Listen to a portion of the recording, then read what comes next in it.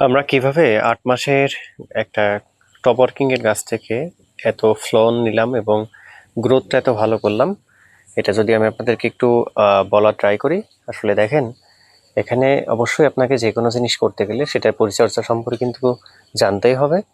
এখানে আমার একলোর আঙুর গাছটা দেখেন, এটা কিন্তু অনলি ৮ মাস বয়স গাছটা, টপ ওয়ার্কিং এর। তো গাছটার পাতাগুলো কতটা সতেজ রয়েছে এবং কত সুস্থ সবল সুন্দর গাছ রয়েছে, এটার একমাত্র কারণ সঠিক পরিচর্যা এবং কিন্তু এটার সম্বন্ধে আপনাকে কিন্তু অ্যানালাইসিস করা।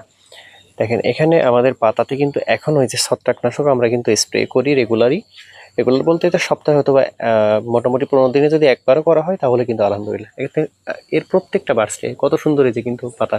এবং জৈব সার, আঙুর গাছ কিন্তু জৈব সার খুবই ভালো পছন্দ করে। তো আপনারা আপনাদের বাসাবাড়ির আঙিনায় এমন ফলন পেতে চাইলে অবশ্যই একটা কিন্তু একলা অথবা বাইকোনোর গাছ রোপণ করতে পারেন।